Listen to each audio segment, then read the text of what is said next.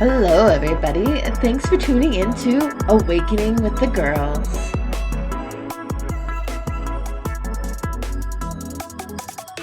All right, and welcome to a episode of Bring Me to Life podcast. This is going to be an exclusive episode, and I am super excited. I'm here with my friend Moony, and we're going to just kind of talk about all kinds of spiritual things like karma, past lives, energy, the mind, the body, the soul, and all kinds of things that I am sure she has questions about. Do you want to go ahead and introduce yourself just a little bit, and then we can kind of dive into whatever you have brewing in your mind over there? Yeah, I'm super excited. So, hi, I'm Moony, and my real name's Marissa, but generally I go by Moony here. And recently I've been assigned, I am in college currently, and I've been assigned a final project, and a lot of it is looking into some of the course texts that we've been reading through this semester, and a lot of them have dealt with some of these uh, philosophical, spiritual, metaphysical kind of concepts. And a lot of those are like with karma and rebirth, past lives, duality, and that relationship between mind and body. So I'm super excited to sort of dive into some questions that I have about it, some topics of discussion, and even some quotes that I have pulled from these texts to sort of facilitate that. I love it. I love quotes and being able to like reference different like readings and offerings so that people can do deeper research. So, what are some of the questions that you kind of wanted to start out with? Well, I guess one of my main questions for you would be how has your experience been and how would you define karma? Because I think that's sort of going to be one of the biggest topics in discussing this because I can see how it sort of overlaps with a lot of these other concepts that I want to talk about. All right. So that's already like a really big one. And sometimes the things I will speak on will probably be more of a personal perspective. And I understand that everybody has a different view on it. I've connected with the energy of karma and the concept of karma for a long time. And the way I see it is a balancing of situations. Personally, I believe in reincarnation and past lives, and that energy can't be created or destroyed, which we'll talk about when we dive into past lives.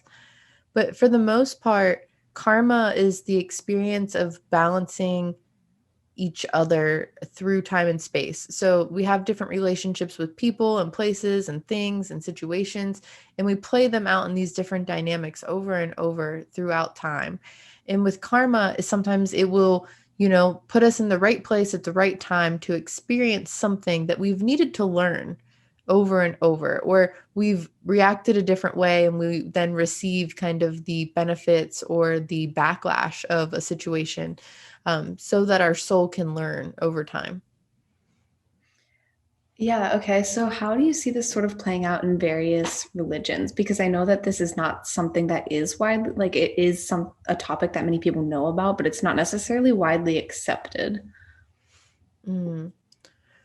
Well, I think they talk about karma in different religions, but they speak of it in different ways. Like they talk about in like Christianity, they have the sins, and like they tell you that if you, don't abide by the different virtues, that you will, not be able to make it to heaven. And there's this karmatic reaction to how you, show up or respond or exist in the current time and space. And there are many different other religions that really believe in karma and kind of have it as a foundation of some sort, that what goes around comes around, and that we will have these different experiences over and over so that we can become more godlike, because the Christ consciousness kind of lives within us. And when we do something in a certain timeline, or if we do something in this life and we don't learn from it, spirit has to find a way to balance out that energy.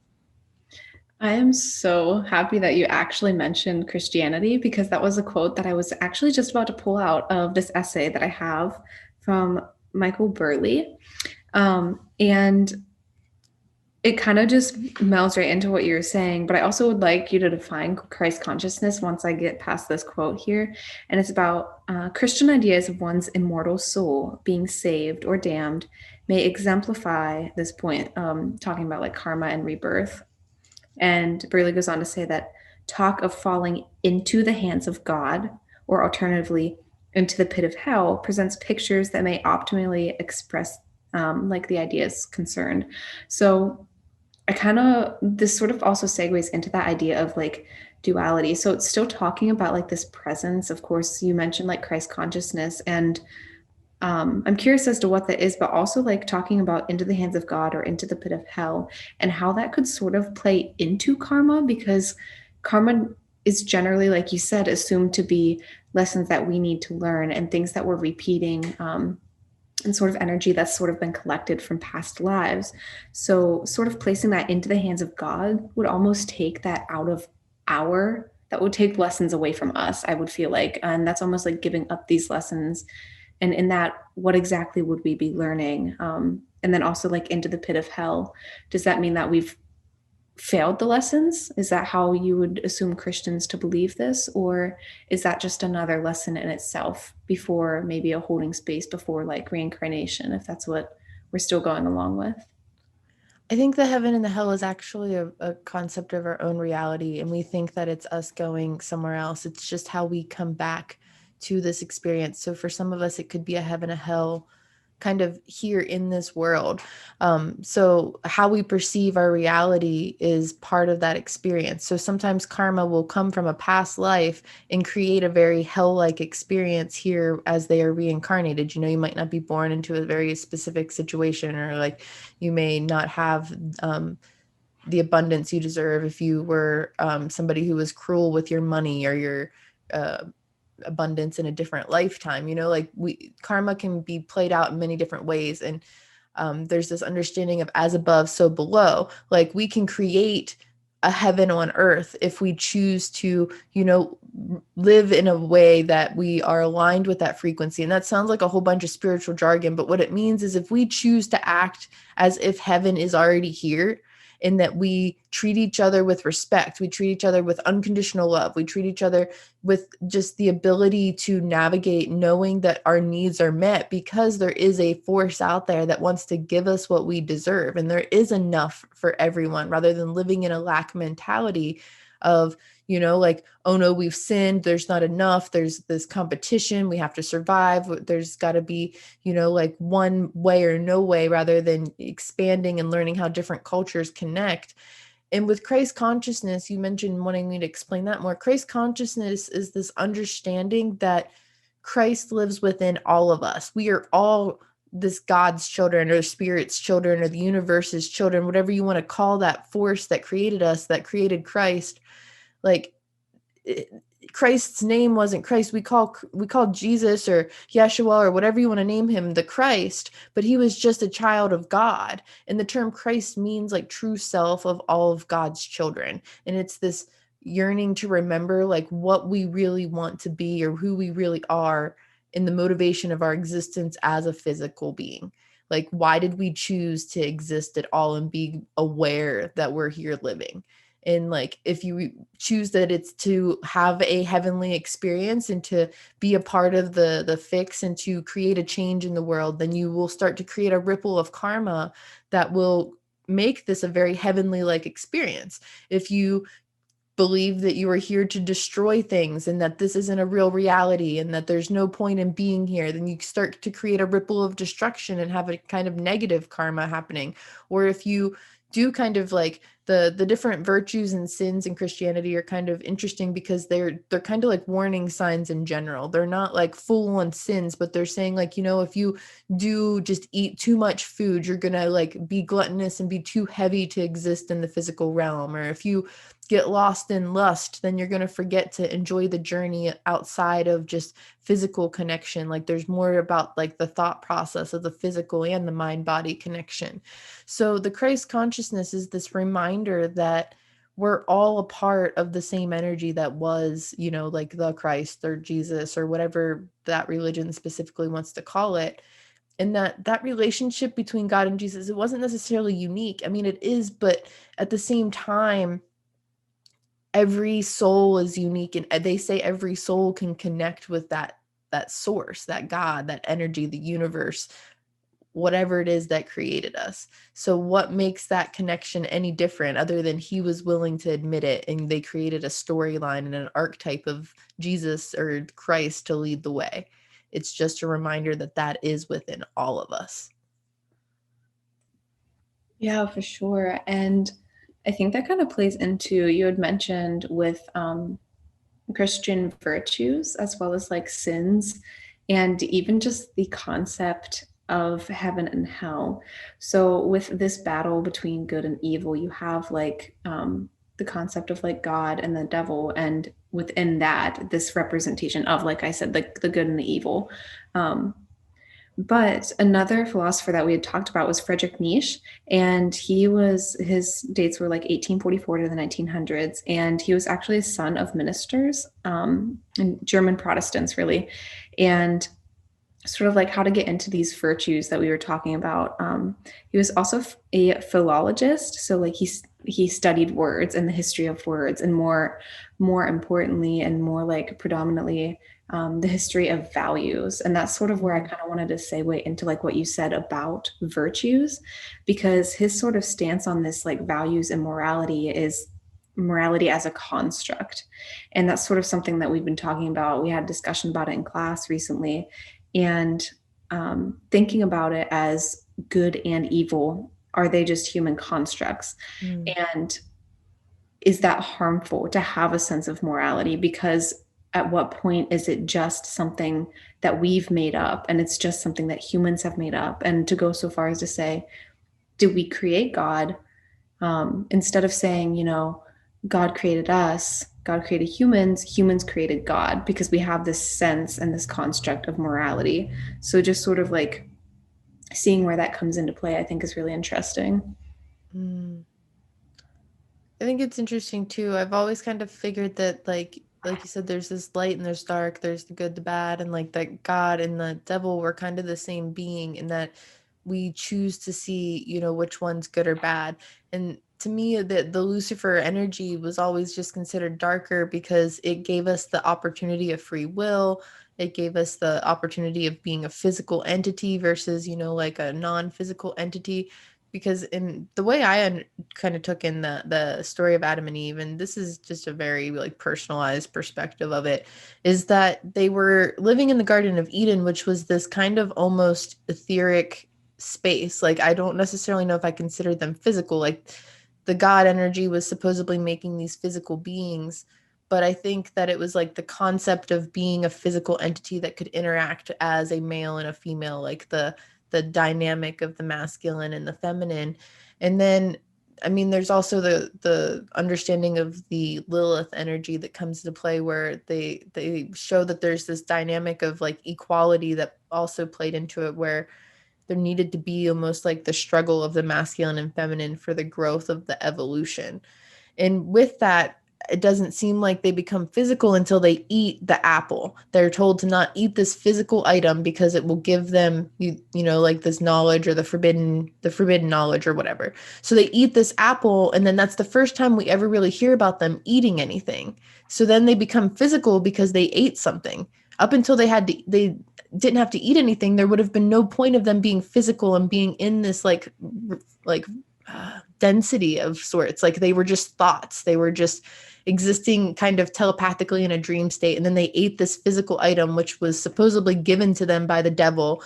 And the devil wanted them to have free will and the opportunity to live and to feel life.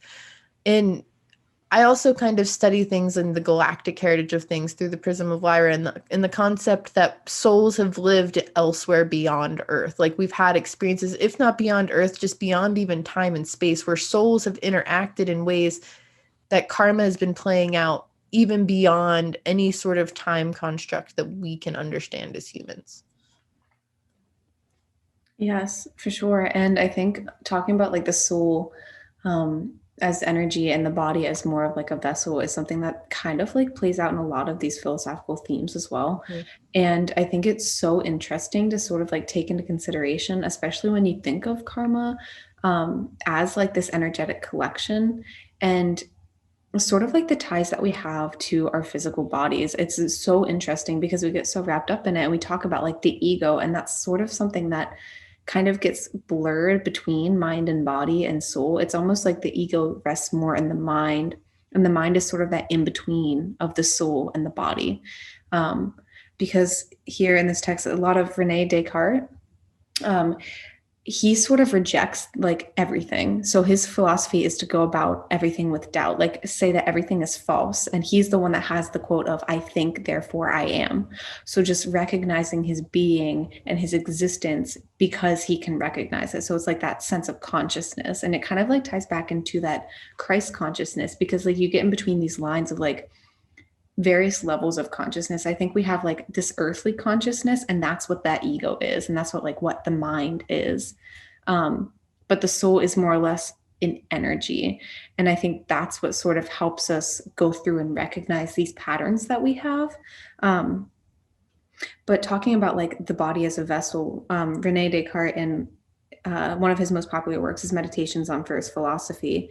And sort of like talking about the body, he writes, where I perhaps tempted to describe this nature such as I conceived it in my mind, I would have described it thus. By body, I understand all that it is capable of being bounded by some shape, of being enclosed in a space or filling up a space in such a way as to exclude any other body from it, of being perceived by touch, sight, hearing, taste, or smell. And that ties into later on, he talks about like the senses deceiving us. And that's whenever it's like rejecting everything else, because the only thing that is sure is that I am thinking, because I can be deceived by my sight, I can be deceived by touch and by hearing. So, like these types of senses that constantly deceive us, the only thing that I know is that I have this recognition of I am thinking. So, I think that is really interesting, because then, of course, later on, he says, but what then am I? A thing that thinks. And then it goes on to sort of like define sort of what does that mean? Um, and you can see it sort of play out, this idea of like the body encapsulating and as a vessel, even in Plato's Phaedo, where the person I had mentioned previously, Burley, he mentions like that in Plato's Phaedo, he constructs Socrates' talk of, and he quotes, the body as a tomb or a cage of the soul, and of death as its release. But I also found that super interesting, because Burley also talks about in a few paragraphs previously, he writes, similarly, one has to be careful with the idea that people have souls, to assume that the sense of having is equivalent to that of which someone has or possesses a material item, such as a fountain pen or bicycle, would be misleading. And to assume that the soul is in the body in the same sense as a coin is in my pocket or my brain is in my skull is liable to be a distortion of the religious sense of the idea. So, like, he goes on to say, and quotes another writer, that says, religion teaches us that the soul can exist when the body has disintegrated.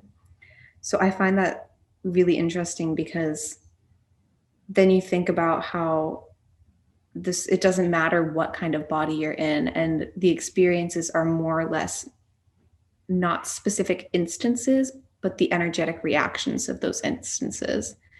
And sort of like the questions that I get into is like, if this soul is so free and it's not necessarily in the body, but this is how it kind of like tries to experience, why in this form? That is that's my question. If it's so easily, like we talk about astral projection and whatnot, like the soul is the thing that travels. It's the consciousness and the soul that's able to travel between these realms. So why in this form? The form of humans.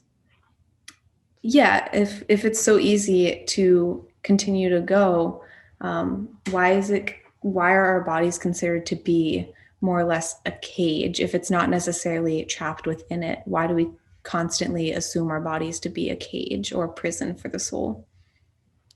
That's an interesting concept. I think it's just that it chooses this biological life form to exist, which I've kind of found interesting. I don't know if you've ever watched Star Trek, but there's a certain species. There's two species actually, and I wish I could remember the name of them off the top of my head.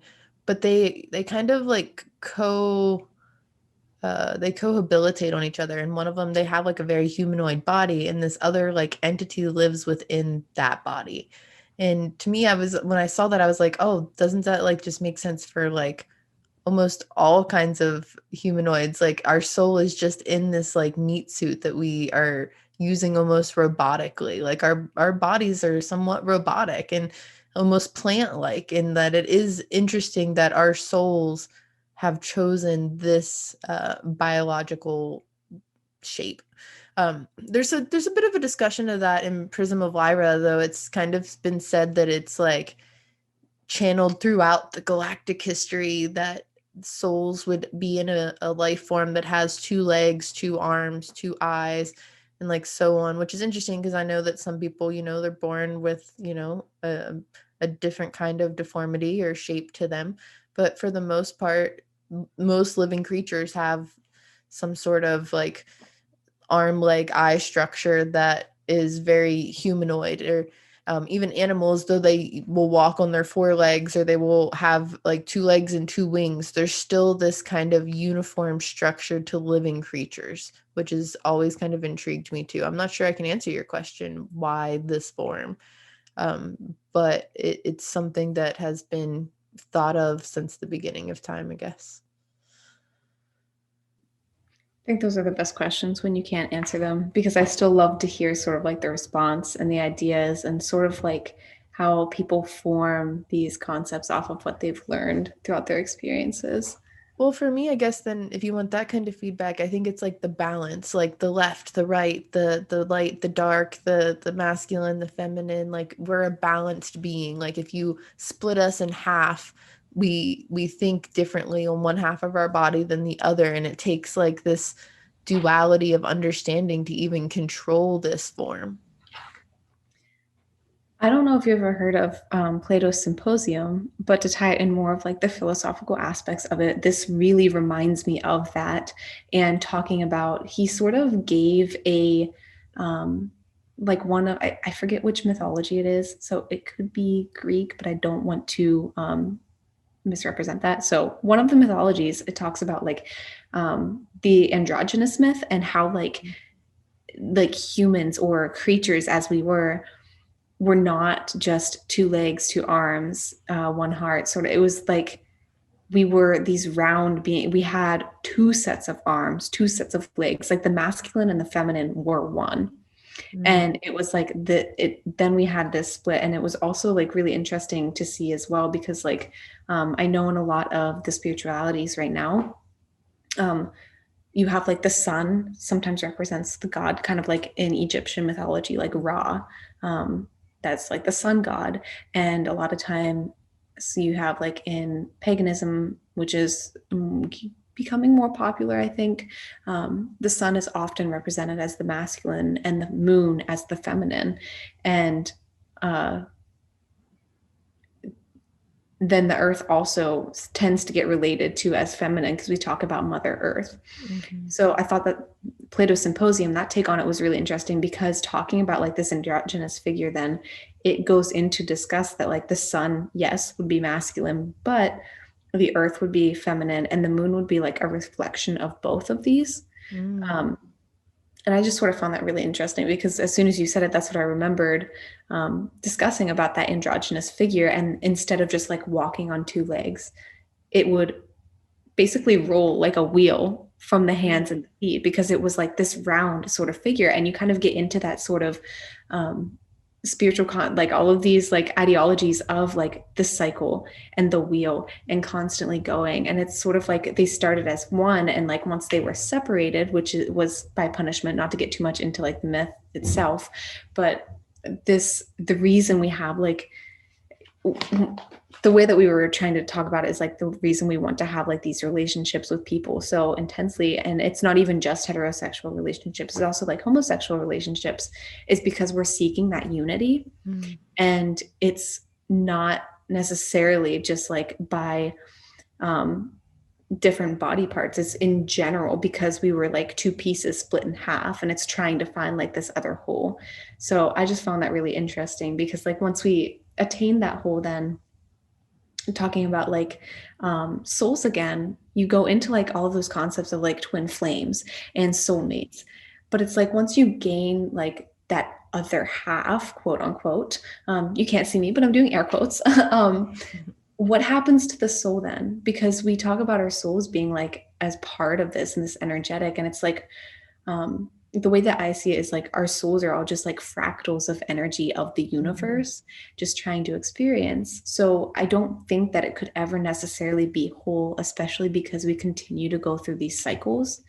And I think that's why rebirth and reincarnation and karma are such interesting concepts to just sort of explore, even just trying to set aside like religions and whatnot, because of course, understanding that people come from different cultures and backgrounds, like you said, knowing that that influences it, but just sort of coming at a different perspective and just trying to think about it in a way like, how does this make sense to me? And how does this sort of like allow me to move through life and in a way that I don't get so wrapped up into it? Because I think a lot of times too, people then overanalyze. I tend to do that myself. I become an Mm. overanalyzer. I get really wrapped up into a lot of this. um, but yeah, like learning about rebirth and reincarnation and a lot of like these religions or spiritualities, like Buddhism, talking about like going through like this eightfold path to release these karmic bonds. And it's it's almost like even with Christianity, trying so hard to attain something that you're not actually living, like you're living for this attainment as opposed to just allowing your soul to experience, um, which is just a whole other thing. I mean, I don't know what your thoughts are on that. I'm rambling now, but What was the last question? My thoughts on what specifically? just this trying to reach for something or attain for something, like in a lot of these spiritualities and these religions, there's always sort of, it seems like this end goal, even though it says to live your life in the best way you can, it's always to either release something or to gain something. Mm. I think it's really important to ask each person what their mission is in life or what their end goal is, because if it's to release or to reach enlightenment or to release karma or something like that, like to each person, their legacy, their purpose of living is different. I actually had somebody earlier today ask me what my purpose was, or when I was like done and gone, like what I would want my existence to be, knowing as much as I do about like spirituality, or assuming as much as I do about the spirituality and karma and the whole energy flow. And I've come to the conclusion that my end game here is to just inspire others to live and to enjoy an experience here, because it's really about how we choose to show up and how we choose to perceive what this existence is. Like I can choose to accept that I am living in a heaven like experience, and that I should receive good karma, and I'm going to continue to live a life um in ethical reasoning of like what I do will come back to me because I believe in karma. So I'm going to live a lifestyle where I put out good karma or do good deeds, not necessarily to get back from it, but just to, balance the energy. And to, if there was anything I ever did in a lifetime before I can remember now, like I want to make sure to just stay in good standing, not even with a God. Like I am somebody who's been very rebellious, and I did not like the concept of like this God figure, this old man energy, masculine energy, like judging me out there in the ether somewhere, telling me I've sinned or I've done wrong or I haven't lived up to my destiny or some of that crazy chaos. And I'm just like, that is not what I choose to live in. I choose to think that if there is a source energy that is out there that has put me here for a reason, that there is this mission for me. And I've asked myself over and over, because I've kind of like felt like I've been on this mission. Like, like some of us choose to just live in life and some of us choose to think that we have a mission. I believe my mission is to inspire others. So I live in a spiritual mindset and a lifestyle where I just want to inspire others. I've given myself that end goal. Some people's end goal is to, be a devout religious person and go to church every single service and to volunteer their life away and to make sure every single thing they do is in this very like committed box of understanding and ethics, where it's like I choose to believe that I'm supposed to experience some things, and that you know somebody somebody called God Sky Daddy the other day, and it has been stuck in my brain ever since. So I choose to not think that there's a Sky Daddy out there judging me, and that if there is a Sky Daddy out there, that they want me to live my best life, because that is why they made me a physical being, and that is my end game. I've actually heard Sky Daddy used as well. I absolutely love the phrase. However, It's like, I oh, also, it's just, I'm like, But it's also kind of ties into that recognizing like the use of language, sort of like whenever I said, reading from the Burley text of thinking of her like having a soul or like our body possessing it. So like the use of language is very important. And it's something that's, I think like people don't realize how salient it is in sort of understanding Mm-hmm. um, all of these concepts and all of these constructs, as Yeah. I might say. But like Sky Daddy, that kind of like, although it infers like this protective sort of like that nurturing fatherly energy and that also like protective I said, but um it it's also like this omnipotent sort of presence, Yeah. and it's like I don't know how I interpret it, like I To don't me, know it's what. almost provocative, like an intimate connection, like a sugar daddy. It was what I was the person who used it. That's what I was assuming because they were like trying to manifest something. So they were like, "Sky Daddy, I'm trying to manifest this new car. Can you help me?" And I was like, "This person just straight up used God as a sugar daddy by manifesting it that way." And I was losing it. Like, is this the reality we live in now? Because it is about that description, like I said, I didn't like the idea of this older masculine energy out there judging me, telling me how to live my life. But if there's this protective masculine energy out there that's using the force, that wants to protect me and make sure that I get what I need to succeed, like why not? That Like, just goes to speak even more towards like that use of language, and that just yeah. like baffles me how different our perspectives are on that, especially because like personally I don't think I'd ever think of like a mask like that sort of present masculine energy of the universe to be like a sugar daddy. Right? That's I had never either. It had completely blindsided me. It was like a meme. And I was like, oh my gosh, I'll never see God in the same way. Like, because I love manifesting things and I do just I'm like, universe just gave me this thing. And like I'm not really into the concept of a sugar daddy, but that just cracked me up that somebody out there did have that thought and they weren't afraid to think, like there's this, like you said, omnipotent energy out there that just wants to give them what they want. And they talk about that with law of attraction. And like they do say like pray to God and that you shall receive if you believe and like all these things. So like even in different religions, they talk about like praying and like having this omni energy, like give back whatever you need to thrive. So it's just seeing how different people feel like they need to respond to be worthy of that good karma or that good reception or receiving of whatever it is they need from this spiritual energy. Yeah, for sure. And I was gonna say that those perceptions, um, I can see how that could be tied into karma and rebirth and reincarnation itself, because like how we perceive things now could be from like that type of energy that we've gathered in the past. And I just think that is so interesting. It also ties back into like at the very beginning, whenever you define karma, for you personally, uh, as sort of this cause and effect. And I actually have this really good book. I haven't finished reading it, but like I've read part of it. It's called Positive Magic by Marian Weinstein. I think that's how you pronounce it. It talks about it's a toolkit for the modern witch is what is added onto the title. And I mostly picked it up because a lot of the topics in here are not necessarily ones of that you would see like like paganism and witchcraft, because there's a whole entire section of like karma, and I got it because I think that thinking about these different philosophies is really interesting. And she writes, by a quantum metaphysical definition, karma literally means cause and effect. And it's like specifically going on to say like built up by the thoughts and actions of our lives. And in italics, like I have highlighted throughout this description, she writes, we create our own lives.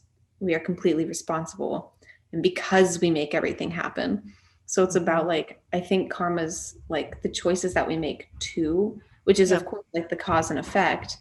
Um, but even beyond that, like am curious, because you and I both believe in karma. Mm-hmm. So for those who don't, and those who don't really resonate with that concept, like what sort of drives them if they also don't follow some type of religion that has that good and evil to like attain or abstain from?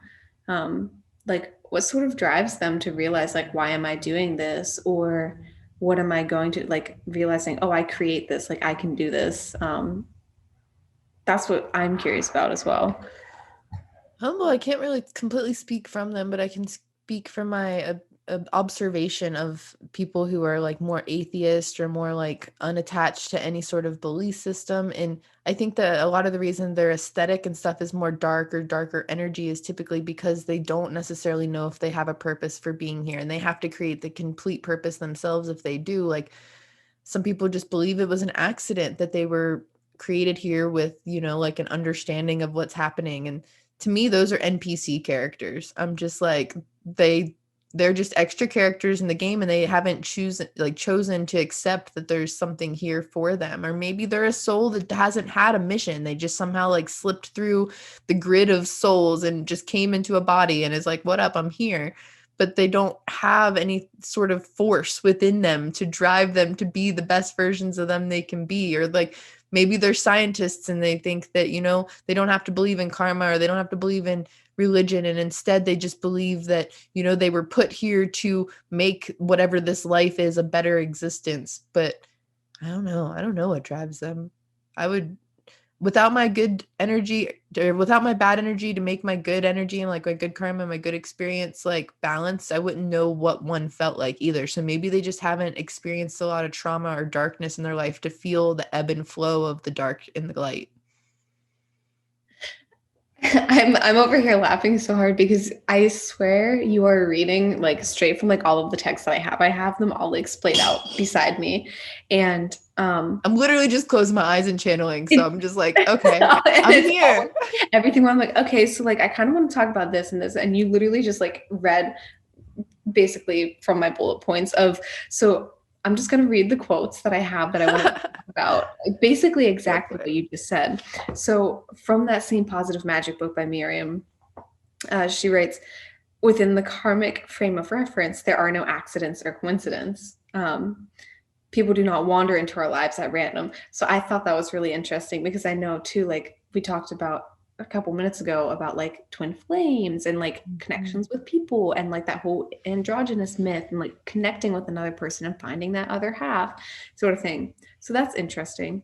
But you also mentioned about like the whole video game and simulation. And I know this is something that um, we've talked about before that Mm. you've definitely covered on the network itself and in It's just such general. a thing. Like, It is we're in a totally video a game. thing. It totally is a thing. But it's so crazy because today we were just talking about that and we were, again, relating back to Rene Descartes this time. And Rene Descartes was the one that said, I think, therefore I am. We were talking about how um, the concept of like, oh, are we just a video game? Because like I'm thinking therefore but I can't like in video games you think and you can control those actions because you're choosing to, but like that's not actually you. I don't know. The Sims always has tripped me out. I'm like, if I can control the Sims game with such intensity, how am I to know that that character inside of this game does not have some consciousness that it is existing in a simulation? It has always tripped me out to think that, they could be having a full-on experience inside my computer. And like, I think about it completely sober. Like, some people are probably thinking I'm insane, but I'm just like, who are we to know what consciousness is inside of there? Like, have you not seen Wreck-It Ralph? They're having a party inside video games, guys. have you have you not seen The Matrix? Like Right. Like, that the first time I watched that, my mind was absolutely destroyed. Like it was completely blown. I was just I haven't seen the other ones yet. I know I'll see it in time, but just it's just insane. and to have the thought of those throughout imagination, it just shows that there's like these understanding. And then we have shows like The Simpsons that will be like a decade out that are predicting the future. Like the same exact thing for scene will be something that happens in real life. And we're like, all right, did they like plan it from The Simpsons, or like, is this really happening? Like, we predict the future and we create the future with our thoughts. So like, even with things like cryptocurrency and stuff now, because people want it to succeed, they want a new form of currency, they want a new form of, opportunity, they're recreating it just like they created the stock market. It's just something that some people created so that it would exist in this time and place. We think, and then it is. We call it into existence. That's why manifesting and the law of attraction is such a thing right now, because people on a mass level are realizing, oh, I can have that car. I can have that money. I can go on that trip. The only thing that's stopping me is my belief system.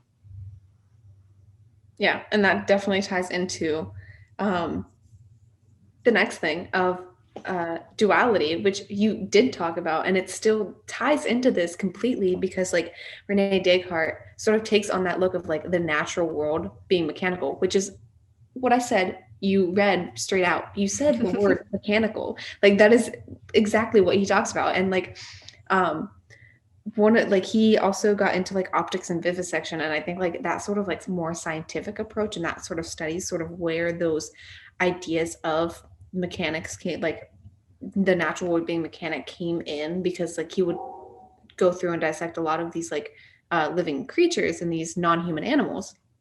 um but the dualism is between the natural world, the mechanical versus the metaphysical, which is whenever we get into um the soul. And I think it's so interesting because you talked about duality and finding balance. And another philosopher to add onto the pile that I've been given quotes from is Simone de Beauvoir. And she's a French philosopher. And one of her books in The Ethics of Ambiguity, that's a mouthful. Um, she writes in this one, she talks about like basically of like how being ambiguous and like thinking in more of an ambiguous sense may be more beneficial, and like how, because we try to like we try to plan things out and have so much structure and construct, like we had talked about constructs. um but like the sense of duality where I sort of highlighted from is where she writes in her text, yet it is because there are real dangers, real failures, and real earthly damnation. And again, there we go, talking about like damnation again, like that good versus evil, heaven and hell. And she goes on that words like victory, wisdom, or joy have meaning. And so it's like you can't have one without the other is basically what it's saying. And you also said, you talked about as above so below, like it's this reflection almost. And it's kind of mind-boggling to think about, because it's like, but how can like that good and the evil reflect each other? It's, even though you can't have one without the other. And it goes back even into like the androgynous figure, like the other half, like they were split. And it's like, but why? And of course, like the myth has a story behind it, but it's also like what's in between that as above, so below. And for me personally, I kind of see like that, like with the body and the soul, the mind is the in between. But between the good and the evil, you have like the mediocrity. But like, again, that ties into constructs. Like, what defines that? Who defines that and why? Because there's just like, I guess we could talk about like the energetic frequencies of it and how like it vibrates at different frequencies and whatnot. And that can sort of like have that sort of impact. But it's still, again, more constructs that we've created. But they're all reflections of each other. And it's how we process and it's how we go through our experiences.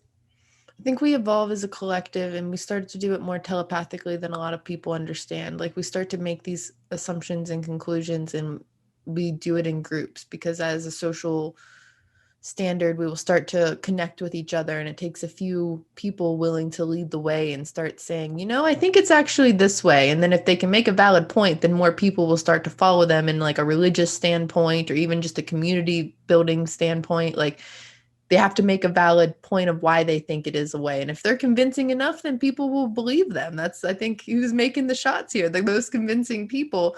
And there for a while, it was a lot of patriarchal like figures that wanted to have a very masculine mindset into the situation. And you've talked a lot about, the ambiguous energy and the androgynous energy, which I think is important to also mention that as we evolve as humans, we're starting to have a more androgynous energy to us. We are both more masculine and feminine than one way or the other, where for a long time people assumed feminine energy, females that were female representing were going to act or be a certain way. And as we evolve, we start to realize, that we are both, and we should acknowledge that. And more people are starting to lead the way with, like the pronoun situation, and to not have to see somebody as a he or a she or a they or a them or whatever they want to be called, because they feel so very connected to the energy that is both feminine and masculine. And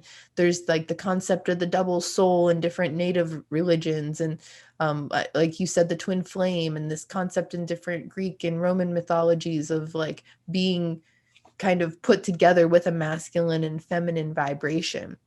And as we evolve, I think that's what's going to happen is not going to necessarily reproduce, in that people are going to be intimate, but not necessarily to reproduce more, beings, because we're going to be both masculine and feminine, and our souls are going to start to balance out our existence then, and we're not going to feel this need to almost die off.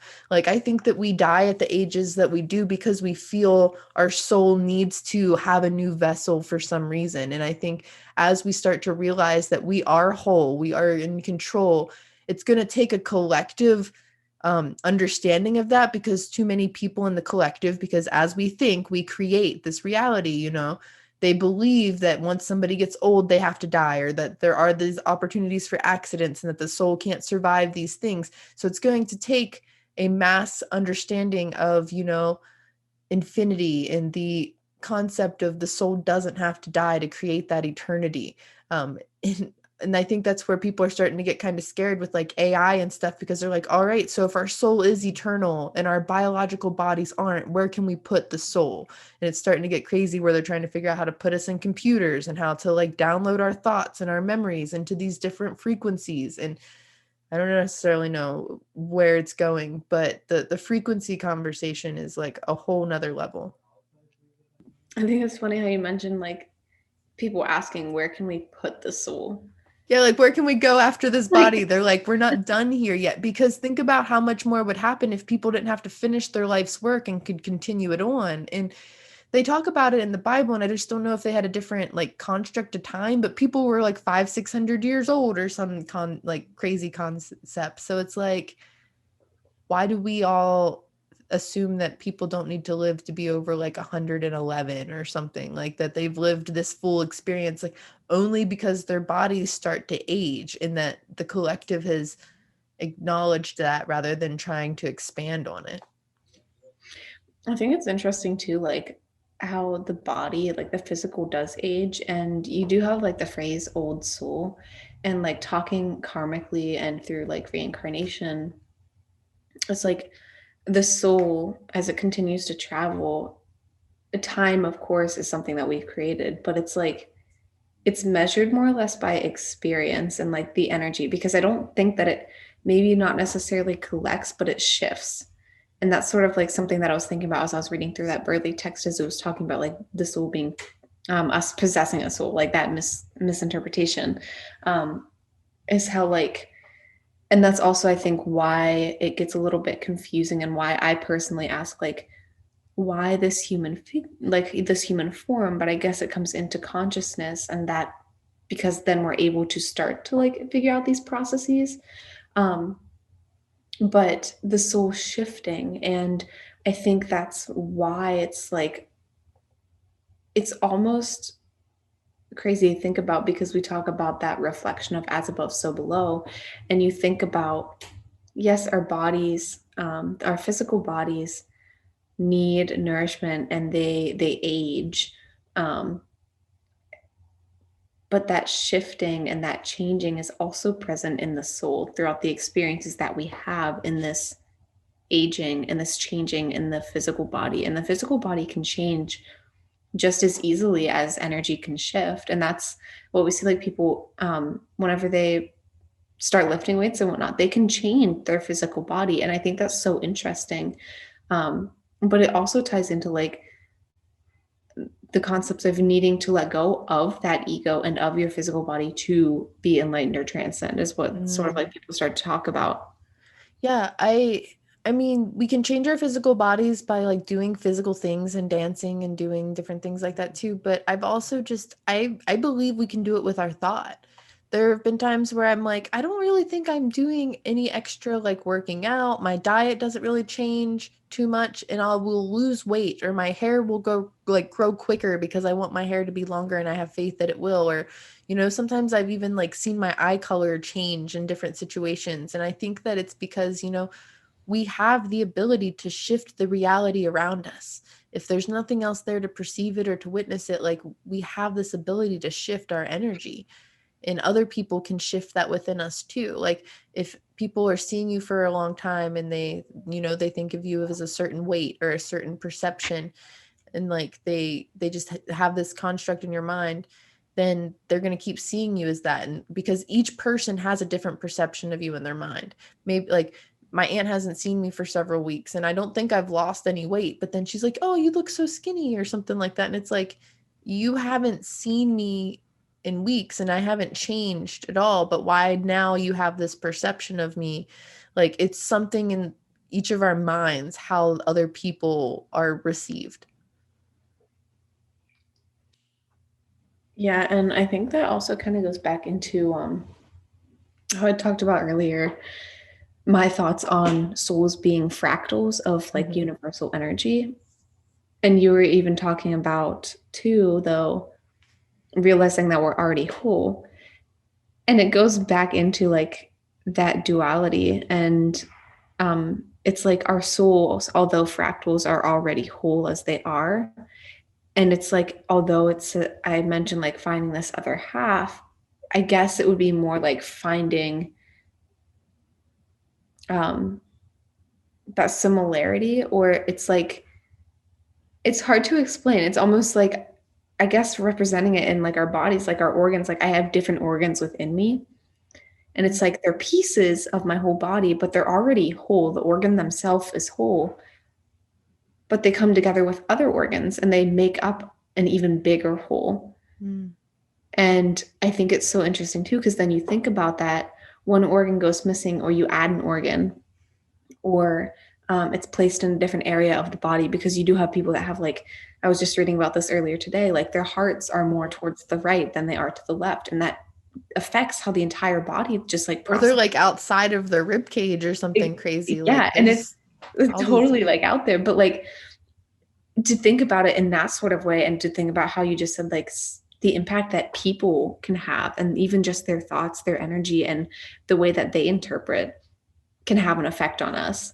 And it's present everywhere. And it's even just like thinking about it, now we can get into present current event issues of the environment, and how now we're starting to realize like the impact that we actually have, and even just the smallest of ways.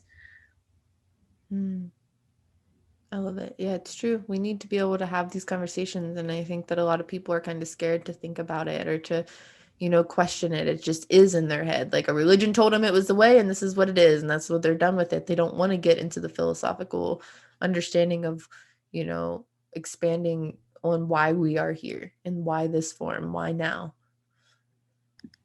Yeah, and I think because even we talked about Christianity a lot, and in the one text by Burley, he had quoted um, another writer called Rudolf Bultmann, and they sort of talked about the New Testament and sort of like this proclamation of God's grace. And it also, he writes like, to respond in this way is to change one's attitude to the world. And one can say invoking a phrase, like he says about like um, talking about a phrase that he quoted, and it's like to live a different kind of life, a spiritual life, a life of aspiration to certain ideals. And it just sort of goes all back into that of like that sort of attainment and changing the way one's views are, because of like this attempt to attain something because of one's beliefs. And it ties into being affected by like your surroundings and people and culture and identity.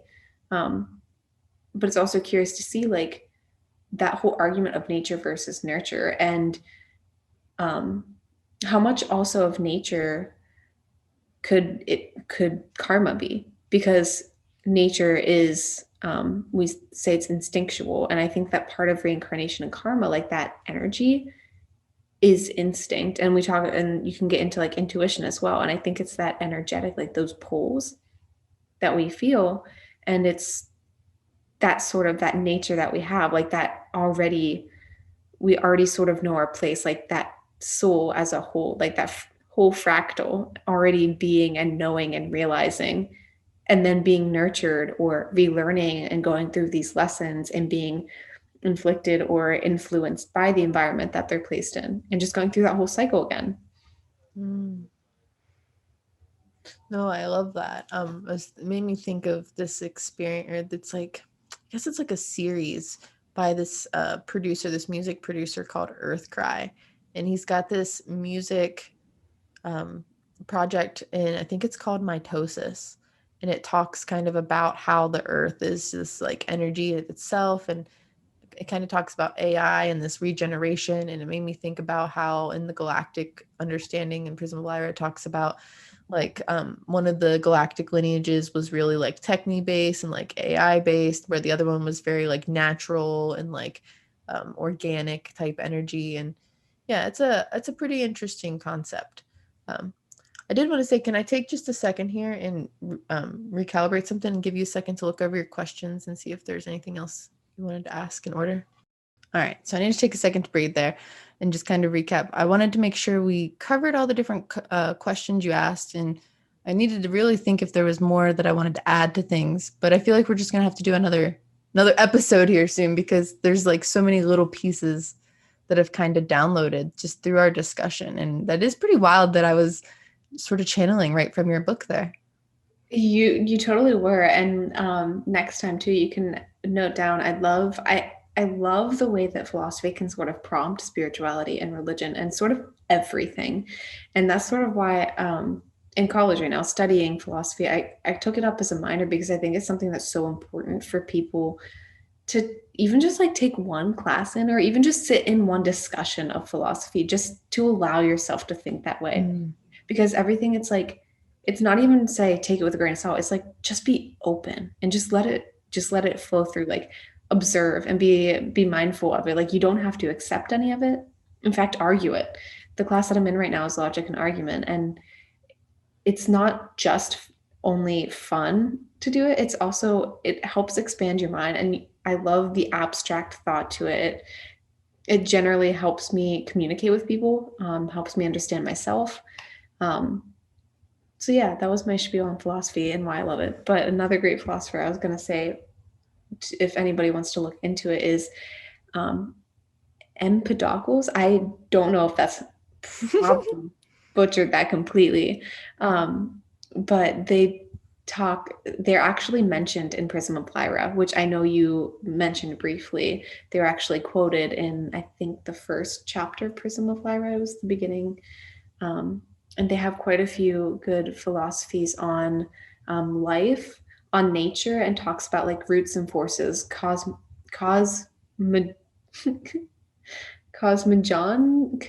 You know what? I don't know how to pronounce it. You can look it up. But it's also like purifications, transmigration, gods and demons, relation to nature and purifications, and then influences. So it's really interesting. And it talks about the elements a lot too. So I thought I absolutely loved exploring that while reading Prism of Lyra. Mm. Yeah, I actually just posted the Prism of Lyra PDF in the Bring Me to Life community Facebook group. It's a free PDF. It's got all kinds of galactic heritage information. And at first I was like, I don't know about this. It was like channeled in the 80s. It's kind of like old school information, but at the same time, it was super validating for me as somebody who just believes that there's more out there. And you mentioned philosophy and just how it like opened your mind. And that was one of my favorite classes in school. I kept my philosophy books and stuff, and like I don't even really look at them, but like just having them around makes me remember to think more, and that it's important to expand our thoughts on why are we here? Like, do I just want to let life happen to me, or am I going to take action and believe that, Sky Daddy put me here for a reason, is going to give me what I want so that I can succeed in my mission to inspire others. So, that's what I'm here for. That's my end game. I absolutely love that. I think this, and of course, my major textbooks, for my major, instead of renting those ones, I've bought them because I've loved to look back through them, and I still use them for all of my classes. Like, I don't think there's been a big paper that I've written that I haven't looked back through at least one of my philosophy texts to help not even just like quote, but sort of like get me thinking in that sort of mindset and a different mindset because it helps you approach situations differently, especially on topics that I'm not necessarily a huge fan of. I feel like thinking about it more philosophically, I can get into a mindset to enjoy that sort of topic. So, Definitely. Yeah, it's all about just like being willing to think more. I think that's beautiful. Beautiful. Cool. So if you don't have any other questions for me tonight, we might go ahead and wrap up this episode. I really appreciate it. It gave me a lot of space to kind of just channel for a moment because those are things I think about all the time, but I don't know necessarily how to word them in a one-on-one podcast. But this has just been awesome to bounce back and forth. And I love your quotes and all your additions. And I just really appreciate you being here. yeah, thank you so much. I really appreciate you allowing me to hop on here to interview, to make a spiel about philosophy, and to bring in some of the texts that I have. It's a lot of fun to be able to like have a full discussion with somebody about this. So I really do appreciate it, and I hope that anybody out there listening also enjoyed it and also has the opportunity to have these kinds of discussions with people. Yeah. And if you want to join the community, the Bring Me to Life community on Facebook is the place to check us out. That's with the number 2, or you can check out bringmetolife.com with the number 2. And we would love to hear from you. So until next time, I hope you all stay awake, shine on always, and bye for now.